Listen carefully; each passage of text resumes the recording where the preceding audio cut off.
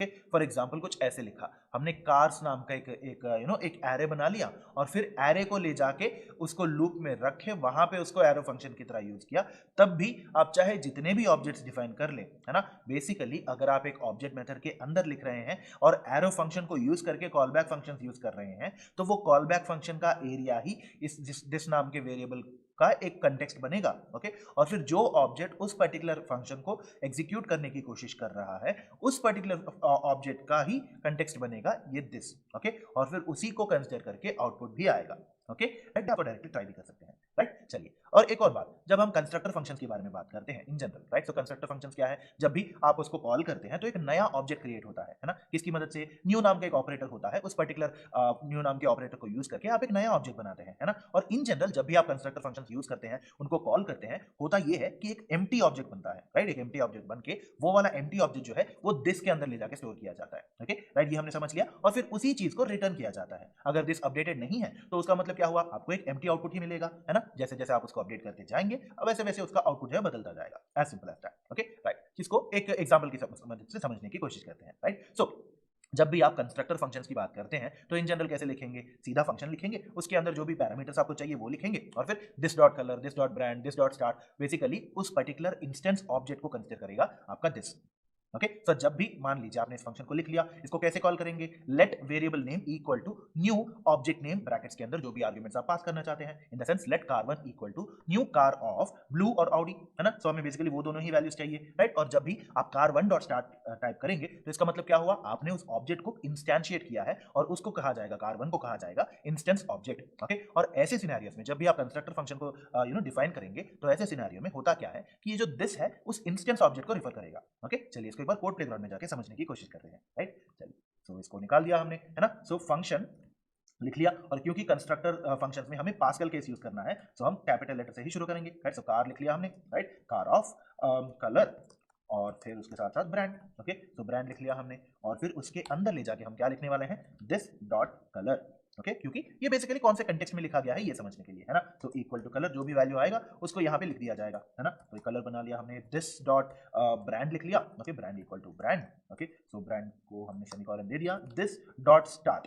Okay, so this dot start नाम के इस पर्टिकुलर प्रॉपर्टी में हम लिखना चाहते हैं एक फंक्शन। ओके, सो फंक्शन में फ्लावर ब्रैकेट्स और ये दे दिए हमने, right. So console dot log of this. Right, so basically आपने कहां पे डिफाइन किया है ये बहुत मैटर करता है ना। Console dot log of this लिख लिया हमने, और फिर इसको सेमीकोलन दे दिया। ओके, और फिर अभी अगर हमें इस पर्टिकुलर फंक्शन को कॉल करना है, इसको यूज करना है, तो क्या करना होगा, हमें एक नया ऑब्जेक्ट क्रिएट करना होगा, है ना। Right, so let car one equal to new, याद रखिएगा जब भी आप कंस्ट्रक्टर फंक्शन यूज कर रहे हैं न्यू नाम का ऑपरेटर यूज करना बहुत इंपॉर्टेंट है। राइट, सो न्यू कार, ये जो कार है हमारे पास, है ना, तो कार लिख लेते हैं। Right, so new car of जो भी वैल्यूज हमें पास करनी है, मतलब कलर और ब्रांड, है ना, तो डबल कोट्स के अंदर ग्रीन लिख लेते हैं। ओके, और फिर कार को बना देते हैं प्रोबेबली टाटा। ओके, सो टाटा बना दिया हमने, और फिर जब हम इसको इंस्टैंशिएट करेंगे in the sense car one dot start, है ना, तो इसका मतलब क्या हुआ, ये इंस्टेंस ऑब्जेक्ट जो है बेसिकली इस पर्टिकुलर ऑब्जेक्ट के द्वारा इस पर्टिकुलर फंक्शन को एग्जीक्यूट करने की कोशिश कर रहा है ना। तब दिस का कंटेक्स्ट क्या बन गया, कौन सी चीज को रिफर करेगा, इस इंस्टेंस ऑब्जेक्ट को रिफर करेगा। ओके, और जब आप इसको रन करेंगे तो ये कार1 डॉट स्टार्ट किसके द्वारा मतलब इसको एग्जीक्यूट करने की कोशिश कर रहा है, ये कार नाम के इस चीज के द्वारा यूज करने की कोशिश कर रहा है ना। तो वहां पे आप ले जाके मतलब दिस उस पर्टिकुलर वैल्यू को ले जाके दिस में रखा जाएगा, और आप यहाँ पे आउटपुट देख सकते हैं कार, है ना। तो कार के अंदर कलर ग्रीन है, ब्रांड टाटा है, उसका फंक्शन फंक्शन की तरह है। ओके, राइट, चलिए वापस चलते हैं। ओके, ये आपने समझ लिया, है ना। जब हम इसको रन करेंगे तो कार जो है कुछ ऐसे आ जाएगा। राइट, सो अगर आपने कंस्ट्रक्टर फंक्शन के बजाय आपने सीधा एरो फंक्शन को यूज किया किसी मेथड की तरह, ओके, सो कंस्ट्रक्टर फंक्शंस के अंदर एरो फंक्शन को यूज करने की कोशिश करना, है ना। अगर आप ऑब्जर्व करें हम दो तीन कॉन्सेप्ट्स को कंबाइन भी कर रहे हैं। ओके, राइट, सो कंस्ट्रक्टर फंक्शंस के अंदर एरो फंक्शन को एक मेथड की तरह अगर आपने लिखा तो क्या होगा ये देखते हैं। राइट, सो अगर आपने this dot start equal to empty parenthesis देके उसको एरो फंक्शन बना के console dot log of this लिख लिया, तो क्या होगा कि यहाँ पे कंटेक्स्ट में अगर आप देखें तो ये जो दिस डॉट स्टार्ट है ना, ये वाला मेथड कहाँ पे लिखा गया है, इस पर्टिकुलर ऑब्जेक्ट के अंदर लिखा गया है ना। तो उसको ही, उस ऑब्जेक्ट को ही एक रेफरेंस की तरह कंसीडर किया जाएगा, और इसका कंटेक्स्ट कहां से मिलेगा, इसको ये वाले ऑब्जेक्ट से मिलेगा। ओके, और आपका आउटपुट जो है फिर से कार ही आएगा। ओके, चलिए इसको एक बार ट्राई कर लेते हैं हम। ओके, राइट, सो ये जो दिस डॉट स्टार्ट है यहाँ पे इस पूरे फंक्शन को लिखने के बजाय हम इसको बनाने वाले हैं एक एरो फंक्शन, है ना। सो पैरेंथेसिस लिखेंगे, राइट, और फिर एरो फंक्शन दे दिया, उसके अंदर ले जाके हमें लिखना है बेसिकली जो कंसोल डॉट लॉग है हमारा, है ना। सो कंसोल डॉट लॉग ऑफ, जब हम लिखेंगे दिस, राइट। सो इसका मतलब क्या हुआ बेसिकली कि ये जो पर्टिकुलर मेथड है एरो फंक्शन को जो हमने मेथड की तरह डिफाइन किया है, उस पर्टिकुलर मेथड को कौन सा ये पर्टिकुलर ऑब्जेक्ट एग्जीक्यूट करेगा, उस ऑब्जेक्ट की डिटेल्स को ही कंसीडर किया जाएगा। ओके राइट, चलिए इसको रन करके देखते हैं और फिर से हमारा आउटपुट जो है वो कार ही आया। ओके सो बेसिकली कोड को कहां डिफाइन किया गया है उसके मुताबिक इनहेरिट करता है इस कंटेक्स्ट को। ओके राइट, चलिए वापस चलते हैं अभी। ओके ये भी समझ लिया हमने, है ना। और जब हमने इसको रन किया हमारा आउटपुट जो है वो ऑब्जेक्ट ही आया। ओके राइट, टू समराइज क्या समझ आया हमें बेसिकली, दिस वाला कॉन्सेप्ट जो है थोड़ा बहुत कंफ्यूजिंग लग सकता है आपको, घबराने की कोई जरूरत नहीं है, बहुत ही डाइवर्स है, बहुत ही इंपॉर्टेंट है, बहुत ही इंटरेस्टिंग कॉन्सेप्ट भी होता है, एक बार आपको समझ आ जाए तो। ओके राइट, सो इसको कहां पे यूज किया जाएगा उसके मुताबिक इसका कंटेक्स्ट बदल जाता है। ओके जब भी आप दिस के बारे में समझने की कोशिश करेंगे, सीधा आपको पहला पहला सवाल क्या करना है, कोड के अंदर दिस को कहां पे रखा गया है, क्या एक ऑब्जेक्ट मेथड है, क्या एक रेगुलर फंक्शन है, क्या एक एरो फंक्शन है, एरो फंक्शन का कॉल बैक है, या फिर एरो फंक्शन को एक मेथड की तरह यूज किया जा रहा है, या फिर कंस्ट्रक्टर फंक्शन के अंदर है, कहां पे है एग्जैक्टली। ओके जहां पे डिफाइन किया गया है उसके मुताबिक इसका नजरिया बदल जाता है, इसका एग्जीक्यूशन बदल जाता है ना। ये किस चीज को रेफर करेगा, कौन सी वैल्यूज को स्टोर करेगा, इसका कंटेक्स्ट क्या है, ये सारी चीजें बदल जाती हैं। ओके तो ये समझना बहुत इंपॉर्टेंट है, राइट। सो इसके मुताबिक आपको बहुत सारे अलग अलग टाइप ऑफ प्रैक्टिस सेट्स जो है वो अवेलेबल होंगे, आप अच्छे से उनको प्रैक्टिस कीजिएगा। अगर आपको कहीं पे भी डाउट आता है एक और बार इस सेशन को दोहराइए ताकि आपको एक और बार रिवीजन हो जाए और उसके साथ साथ और भी अच्छे से आपको ये सेशन समझ आ जाए। ओके राइट, चलिए आगे बढ़ते हैं और बात करते हैं म्यूटेबल और इम्यूटेबल वैल्यूज इन जावास्क्रिप्ट के बारे में। ओके अभी तक हमने बेसिकली इस दिस नाम के वेरिएबल के बारे में समझने की कोशिश की, राइट। और इन जनरल जब आप जावास्क्रिप्ट की बात करते हैं तो इन जनरल होता क्या है कि अलग अलग डेटा टाइप्स होते हैं हमारे पास, है ना। सो प्रिमिटिव टाइप्स जो बेसिकली होते हैं, जैसे कि आपका नंबर है, आपका स्ट्रिंग है, बूलियन, सिंबल, अनडिफाइंड, ऐसी प्रिमिटिव टाइप वैल्यूज जो है वो इम्यूटेबल है, मतलब उनका वैल्यू एक बार असाइन कर दिया जाए तो उसको बदल नहीं सकते, उसको मॉडिफाई नहीं कर सकते। ओके और सारे के सारे ऑब्जेक्ट्स जो हैं, जैसे कि आपका ऑब्जेक्ट है, एरे है, आपका फंक्शन है, ये म्यूटेबल है, मतलब आप उनको मॉडिफाई कर सकते हैं, राइट। इम्यूटेबल का मतलब क्या है, आप उनको मॉडिफाई नहीं कर सकते, म्यूटेबल का मतलब क्या है, आप उनको मॉडिफाई कर सकते हैं। ओके और प्रिमिटिव डेटा टाइप्स जैसे कि आपका नंबर है, स्ट्रिंग है, and so on and so forth, right, ये सारे इम्यूटेबल हैं। ओके चलिए इनको कुछ एग्जांपल्स लेके समझने की कोशिश करते हैं, राइट। सो फॉर एग्जांपल यहाँ पे क्या लिखा हुआ है, let x equal to 5। Okay so x नाम के वेरिएबल में 5 नाम का नंबर जो है आपने स्टोर कर दिया। ओके उसके बाद let y equal to x, y जो है बेसिकली उस 5 नाम के वेरिएबल पे ही एप्लीकेबल है, राइट। सो उसके बाद y इक्वल टू 10 जो है लिख दिया आपने। ओके सो यहाँ पे क्या होगा, y नाम के वेरिएबल में जो 10 नाम का वैल्यू, मतलब जो ऑलरेडी 5 नाम का वैल्यू है, उसके बजाय उसके बदले में 10 नाम का वैल्यू स्टोर हो जाएगा। ऐसा नहीं कि 5 जो है वो 10 में बदल जाएगा। ओके तो उसके बदले में स्टोर होगा। ओके राइट, और जब आप console.log ऑफ x लिखेंगे, console.log ऑफ y लिखेंगे,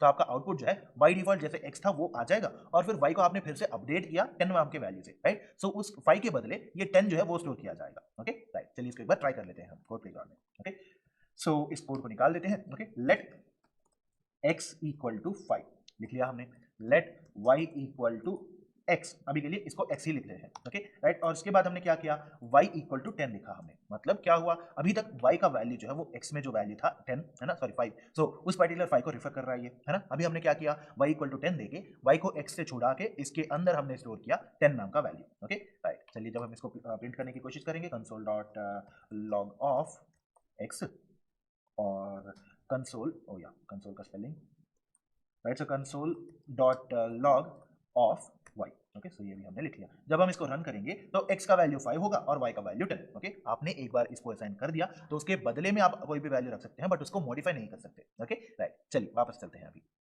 ओके तो ये हमने समझ लिया, है ना। तो मान लीजिए इसको और एक्सपैंड कर दिया, फॉर एग्जांपल इसको एक ऑब्जेक्ट की तरह समझने की कोशिश करते हैं, right. So let x equal to flower brackets के अंदर वैल्यू कॉलन 5 लिखा हुआ है। ओके सो ऑब्जेक्ट है ना, ऑब्जेक्ट के अंदर उसका वैल्यू जो है वो 5 लिखा हुआ है। Let y equal to x लिख दिया हमने। Okay let z equal to value colon 20 लिखा है हमने। Okay right, y dot value equal to 10 जब आप लिखेंगे, राइट, सो इसको इसके बाद z को हमने डिफाइन कर लिया, है ना। x का वैल्यू 5 है और z का वैल्यू 20 है। इस बीच में अगर y डॉट वैल्यू को अगर आपने 10 लिखा, ओके तो क्या होगा, क्योंकि x और y एक ही ऑब्जेक्ट को रिफर कर रहे हैं, होगा ये कि जब भी आपने y डॉट वैल्यू लिखा, इसका मतलब क्या होगा, उस ऑब्जेक्ट को रिफर करके उस ऑब्जेक्ट का वैल्यू बदल रहे हैं आप। ओके वहीं पे अगर आप पिछले एग्जांपल में देखेंगे तो x का वैल्यू बदल नहीं रहा है, राइट, सीधा y का वैल्यू बदल रहा है। यहाँ पे क्या हुआ, y डॉट वैल्यू जब आपने लिखा और x और y जो बेसिक ऑब्जेक्ट को रिफर कर रहे हैं, उस ऑब्जेक्ट के अंदर वैल्यू को बदल दिया जा रहा है। Okay right, console dot log of x जब आप लिखेंगे, console dot log of y जब आप लिखेंगे, तो उनके वैल्यूज अकॉर्डिंगली आ जाएंगे, राइट। उसके बाद मान लीजिए आपने y इक्वल टू z लिखा तो y का वैल्यू फिर से बदल जाएगा। Okay console dot log of x वैसे का वैसा ही रहेगा, console dot log of y जो है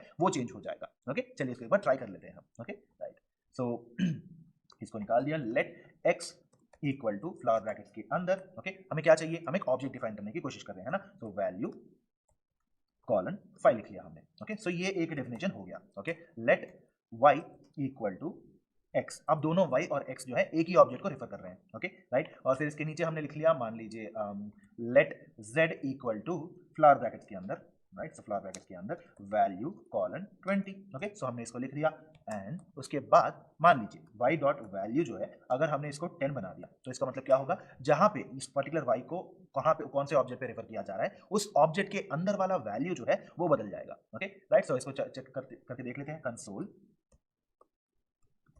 dot log of x, okay और फिर console dot log of y जब आप लिखेंगे तो होगा क्या, जब आपने इसको रन किया तो वैल्यू जो है 10 में बदल चुका है ना। अगर यहीं पे यही console dot log of x जो है हम यहाँ पे लिखेंगे, right. So console dot log of x और console dot log of y को अगर हमने ऊपर ही लिखा, राइट, सीधा जब हमने इसको डिफाइन किया है वहीं पे अगर हमने लिख दिया तो क्या होगा देखते हैं, राइट। सो ऊपर भी हर जगह हमें वैल्यू जो है 10 में ही बदल गया है ना, राइट। सो एक बार अगर वैल्यू बदल गया तो वहां पे बदल जाएगा, ओके राइट। सो हमने y वाले वैल्यू को चेंज कर दिया, राइट। अगर मान लीजिए y के वैल्यू को नहीं बट सीधा उसके ऑब्जेक्ट को बदल दिया हमने, ओके तो क्या होगा देखते हैं, right. So y equal to z लिखा हमने, ओके। सो अभी तक जो है y x पे पॉइंट कर रहा था, अभी y जो है z पे पॉइंट करेगा, ओके। और अभी अगर आपने इस console dot log of x को लिखा, console dot log of y को लिखा तो क्या होगा, सीधा x का वैल्यू जो है वो 10 में बदल जाएगा क्योंकि y डॉट वैल्यू, राइट, उस ऑब्जेक्ट के अंदर वाले वैल्यू को आपने रिप्लेस किया है, राइट। और यहाँ पे y इक्वल टू z में आपने क्या किया, पूरे ऑब्जेक्ट को ही बदल दिया, राइट। सो वहां पे क्या होगा, y जो है नए ऑब्जेक्ट पे पॉइंट करेगा जिसका मतलब है वैल्यू कॉलन 20, ओके। सो नए वाले ऑब्जेक्ट का वैल्यू जो है वही स्टोर होगा, ओके राइट। चलिए वापस चलते हैं अभी,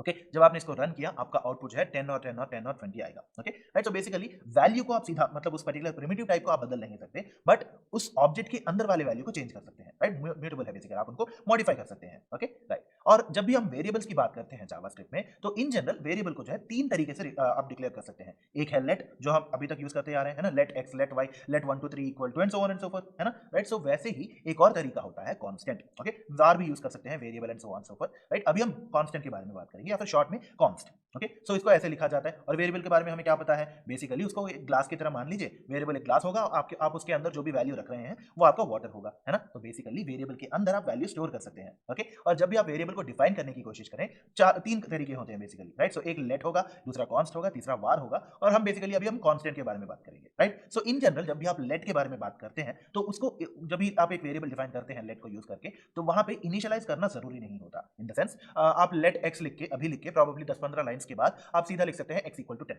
ओके। तभी प्रॉपर्ली ही कंसिडर किया जाएगा क्योंकि लेट जब भी आप यूज करते हैं वेरिएबल डिफाइन हो जाएगा, उस पर कोई वैल्यू इनिशियलाइज करना है ये जरूरी नहीं है, ओके। और वेरिएबल्स को आप रीअसाइन भी कर सकते हैं, मतलब एक बार आपने x इक्वल टू 10 लिखा, दूसरी बार आपने x इक्वल टू 15 लिखा, तो ये रीअसाइन हो सकते हैं, ओके राइट। चलिए इसको एक बार देख लेते हैं कोड प्लेग्राउंड में, राइट। सो इसको लिख दिया हमने लेट x, ओके x नाम का एक वेरिएबल हमने बना लिया, ओके।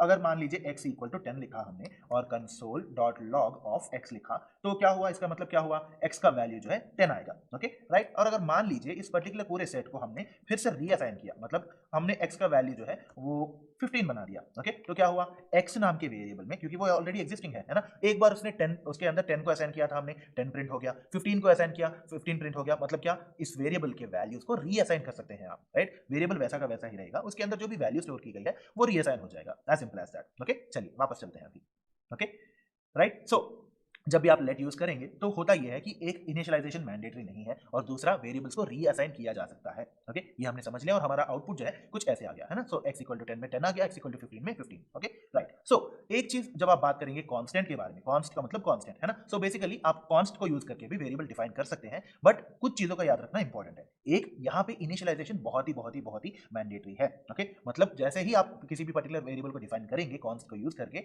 आपको वहां पे ही वहीं पे x इक्वल टू 7 ऐसे लिखना पड़ेगा, वरना क्या होगा, आपको एक सिंटैक्स एरर दिखाया जाएगा, ओके राइट। सो और एक और बात, कांस्टेंट में जब भी आप यूज करते हैं, अगर एक बार आपने वैल्यू को इनिशियलाइज कर दिया उसको रीअसाइन नहीं किया जा सकता, ओके। इन द सेंस अगर आपने कांस्ट x इक्वल टू 7 लिखा तो उसके बाद x इक्वल टू 9 लिखेंगे तो असाइन नहीं होगा, मतलब कांस्टेंट वेरिएबल में आप असाइन नहीं कर पाएंगे, ओके। चलिए इसको एक बार ट्राई कर लेते हैं हम, ओके राइट। सो मान लीजिए हमने लिखा कांस्ट, ओके। सो x लिख लिया और x इक्वल टू 7 लिखा, राइट, या फिर 78 मान लीजिए। जब हम इसको रन करेंगे सिंटैक्स एरर दिखाएगा, क्यों, क्योंकि हमें यहाँ पे कांस्टेंट को अच्छे से एग्जैक्टली डिफाइन करना है, okay. So in the sense x equal to 7 लिखा हमने, ओके। और यहाँ पे अगर मान लीजिए console dot log, right, so console dot log of, मान लीजिए x को लिख लिया हमने, राइट। सो जब हम इसको प्रिंट करने की कोशिश करेंगे 7 वैसा का वैसा आ जाएगा, राइट। अगर मान लीजिए हमने यहाँ पे नीचे x इक्वल टू प्रोबेबली 20 लिखा, ओके, और फिर console dot log of x लिख लिया हमने, तो क्या होगा देखते हैं, राइट। सो हमें एक एरर दिखाना चाहिए, क्यों? क्योंकि आपको रीअसाइन नहीं करना,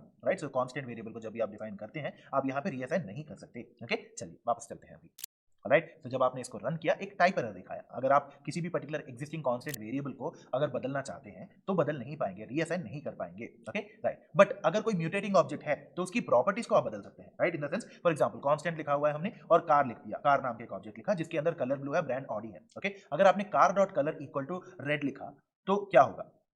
ये एक्चुअली एग्जीक्यूट हो जाएगा और आपको आउटपुट जो है रेड दिख जाएगा। ओके, क्यों? क्योंकि हम यहाँ पे जो कांस्टेंट कार के अंदर जो ऑब्जेक्ट है उस ऑब्जेक्ट के अंदर वाले वैल्यूज को बदल रहे हैं, ना कि पूरे ऑब्जेक्ट को, राइट। अगर पूरे ऑब्जेक्ट को चेंज करने की कोशिश करेंगे आप, तब जाके आपको एक एरर दिखाएगा। ओके, पहले ये वाला स्टेप देख लेते हैं और फिर दूसरा वाला स्टेप देखेंगे। तो चलिए कोड प्लेग्राउंड में चल के इसके ऊपर ट्राई कर लेते हैं, राइट।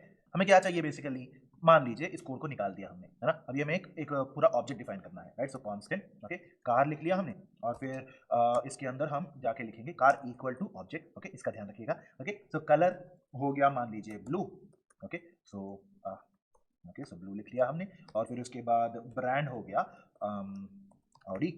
ओके, सो कलर और कार को हमने डिफाइन कर लिया, कार नाम के ऑब्जेक्ट को डिफाइन कर लिया, है ना। सो कार डॉट कलर जब हम लिखेंगे equal to probably red. Okay, so यहाँ पे क्या हो रहा है बेसिकली, इस पर्टिकुलर ऑब्जेक्ट के अंदर कोई वैल्यू को चेंज किया जा रहा है ना, पूरे ऑब्जेक्ट को ही नहीं। ओके, तो इसका ध्यान रखना होगा, राइट। सो कांस्टेंट में जब भी होता ये है कि अगर आपके पास एक वेरिएबल और एक वैल्यू डिफाइन कर दिया गया है तो उस वेरिएबल के वैल्यू को आप बदल नहीं सकते, रीअसाइन नहीं कर सकते। ओके, बट अगर वो पर्टिकुलर वैल्यू म्यूटेबल है तो उस म्यूटेबल आइटम के अंदर, म्यूटेबल एलिमेंट मान लीजिए अभी के लिए, राइट। सो उस एलिमेंट के अंदर वाले वैल्यूज को आप चेंज कर सकते हैं, राइट। इन द सेंस, अगर हम यहाँ पे लिखेंगे कंसोल डॉट लॉग ऑफ मान लीजिए कार डॉट कलर, जब हम प्रिंट करने की कोशिश करेंगे, ओके, तो क्या होगा? क्योंकि हमने रेड बदल दिया है तो इसका आउटपुट जो है रेड आ जाएगा, राइट। वहीं पे अगर आप देखेंगे कि बेसिकली अगर आप पूरे के पूरे इस ऑब्जेक्ट को ही बदलना चाहते हैं, इस पूरे ऑब्जेक्ट को ही रीअसाइन करने की कोशिश करेंगे, for example car equal to flower brackets करके, तब जाके आपको एरर दिखाएगा। ओके, क्यों? क्योंकि आप पूरे के पूरे कांस्टेंट वेरिएबल को ही बदलने की कोशिश कर रहे हैं, राइट। रीअसाइनमेंट नहीं होगा। Okay, right. चलिए वापस चलते हैं अभी।